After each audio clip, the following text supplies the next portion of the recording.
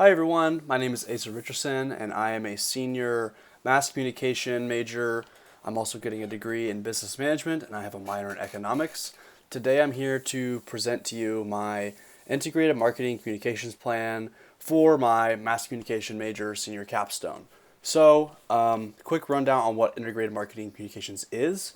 It is a form of strategic communication, which is essentially public relations, advertising, marketing, all that type of stuff. Strategic communication is just the term that is used in the industry. And integrated marketing means that it is both public relations, which is classified as non-paid media recognition or publicity, while as advertising is obviously paid. So integrated marketing combines both of those. And I did my senior capstone project on Kiff Vineyards, which I'll get into. So here we go. So why did I choose this project? One of the reasons was my interest in wine. There's me on the right. I was the intern for the International Pinot Noir celebration in summer of 2019. It's an annual wine festival where people come from all over the world, and it's one of the reasons that I'm interested in wine. I've also taken advantage of some of the wine classes offered here at Linfield. I haven't been able to take a ton, but I've enjoyed my time in the few that I've been in. So I wanted to work with a winery because I'm interested in the field. I also wanted the opportunity to create an integrated marketing campaign. I'd worked on making public relations campaigns before, but I've never actually had the opportunity to do the advertising side. So that's why we went with integrated marketing. My plan, unfortunately, did have to change, as I'm sure many other students had to, because of the COVID-19 virus, which is why I'm speaking to you today from this pre-recorded video. Initially, this was going to be an actual campaign that I implemented spring of 2020, and I'd have some preliminary results from the effects of the tactics and strategies I used in my campaign. Unfortunately, that obviously wasn't able to happen. There's a lot of shuffling around, and the wine industry and just lots of industries are kind of up in the air right now. So this basically became a theoretical plan that can absolutely be implemented in 2021 for JLKIF, but yeah, that's kind of what happened with that. So moving forward, Kiff Vineyard is a small family-owned winery inside McMinnville. It's 9 acres, and it is an estate winery, which means that all of the fruit is produced on the property. So as you can see on the photo on the bottom left, those are the lovely owners, Joel and Lori, at their tasting room, and behind them is one of their vineyards. They actually live on the property, so it really is family-run, family-owned. It's in the Yamhill-Carlton AVA. If you don't know, an AVA is a way that is used, it's a term used to define wine geographical areas. So there's a lot of other wineries in the Yamhill-Carlton AVA, and there's a lot of other AVAs in the Yamhill Valley. They started producing in 2010 and only started selling their wines in 2017. Their tasting room is only open in the summer hours from 12 to 5 p.m. on Saturdays, but otherwise it's open by appointment. So that means from the fall through spring, it's only open by appointment. For their pricing on their bottles, it ranges from $22 to $55 per bottle, with an average price of their bottles being 42 bottles. They have a few different varietals. They have a Chardonnay, a Rosé, and of course, a Pinot Noir. So part of my plan was initially to implement a survey, which would go out to members of their wine club. There's about 140 people on their wine club, and ask them, why did you choose JLKIF? What are the things you like about it? What are the things you don't like about it? That type of stuff, so I could get more background information and framing my campaign plan. That didn't go down the way we would have I ideally liked it to happen with COVID-19 and everything like that. So I spoke with a few wine club members, but it definitely wasn't really a formal survey by any means, but I did do a little bit of reaching out to some customers to kind of help shape what my campaign plan looked like. So for the actual campaign plan itself, the overall goal of this whole plan was to raise awareness for JLKIF. Like I mentioned, there's about 140 members on their wine club, and while that's awesome, we are looking to increase the number of people who are on that wine club list, with objective 1 being to add 100 people to the wine club.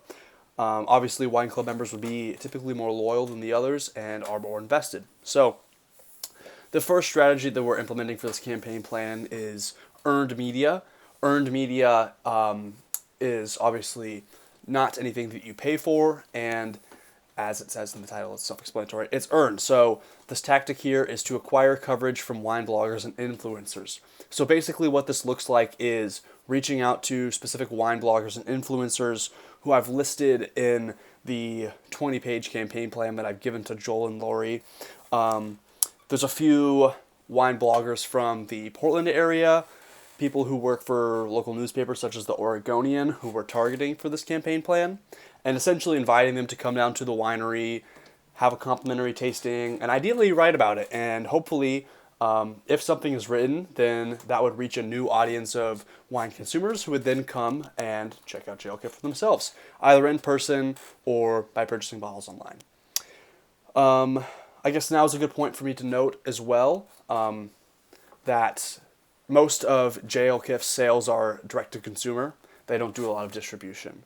And there's a lot more details that I can't flesh out in this presentation here itself that are in the campaign plan. Unfortunately, I can't really upload that to this site, but it is what it is. So strategy B is owned media, and owned media is stuff that JLKIF doesn't have to pay for, doesn't have to earn or anything like that. So this is stuff that they own and create. So tactic 2 is a brochure that they have created and will distribute out to a bunch of different places. We'll talk about the brochure a little more. And tactic 3 is essentially creating specific guidelines for the communication and verbiage that JLKIF should use on all of their publications and on all of their social media, just so there's a consistent voice. And then additionally, a social media plan for having a consistent presence online. So this is the brochure. The rightmost panel would be the actual front that you'd see when you open it. The middle that says visit us, that's the back.